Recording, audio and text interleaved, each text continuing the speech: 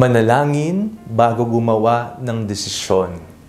Ako po si Father Fiel Pareha at ito po ang ating segment, ang Daily Devotion, na kung saan tayo po ay magdarasal, magbabasa at magninilay kasama ng salita ng Diyos sa buong taon. Manalangin tayo.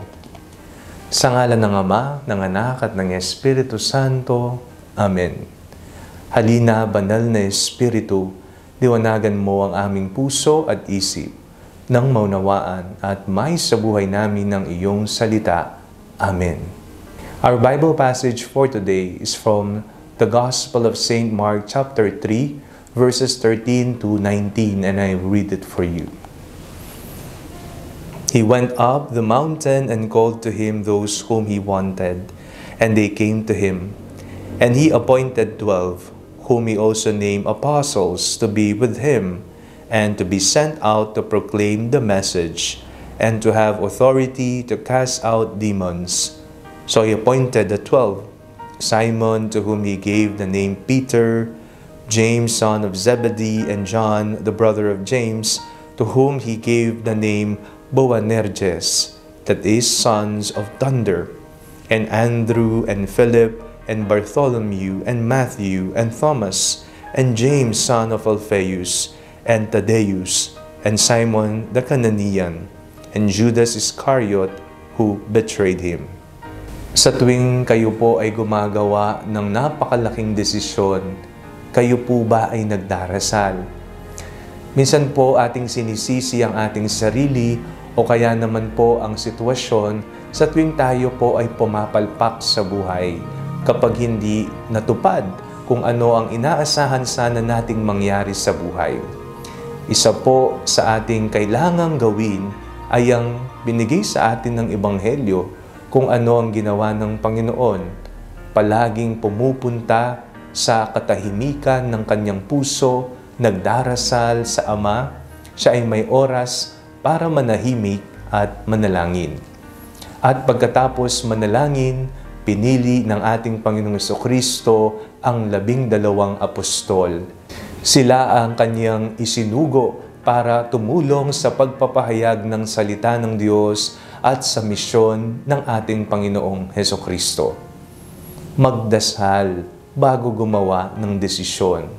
Sa ating pagdarasal, nalalaman natin ang kalooban ng Diyos. Kapag ito ay loob ng Diyos para sa atin, tiyak po na ito ay mangyayari. Pero paano natin malalaman ang kanyang kalooban kung wala tayong panahon para magdasal sa Kanya, para makipag-usap sa Kanya at may kwento kung ano sana ang ating mga plano sa buhay? Paano natin maririnig ang Kanyang tinig kung tayo na lamang ang palaging nagsasalita? Walang panahon para manahimik at makinig sa tinig ng ating mabuting pastol. Lagi po nating tatandaan, ang plano ng Diyos ay napakaganda. Kapag niloob ng Diyos na ang ating kalooban, ang ating gagawing desisyon ay mangyayari sa ating buhay, tiyak po tayo ay tunay ngang magtatagumpay sa ating buhay. Manalangin tayo. Panginoong Jesucristo, malaman nawa namin ang inyong banal na kalooban sa amin. Matuto nawa kaming manahimik at magdasal upang maikwento sa inyo ang aming mga plano at malaman ang iyong banal na kalooban para sa aming buhay. Amen. Sa ngalan ng Ama, ng Anak at ng Espiritu Santo. Amen. Huwag po ninyong kalimutang i-like ang video ito, mag-comment po kayo and share it with your family and friends. Ang Panalangin Bago Matulog ay may sariling Facebook page na po. Huwag niyo pong kakalimutang mag-like at mag-follow dito, and do not forget to subscribe to our YouTube channel. I-click niyo lamang po ang link na nasa description ng video ito, o kaya naman po just search Father Fiel Pareha. Kung nais niyo naman pong maging updated sa mga kaganapan ng ating pagpapahayag, you can join our broadcast channel dito po sa ating Facebook page. God bless you po.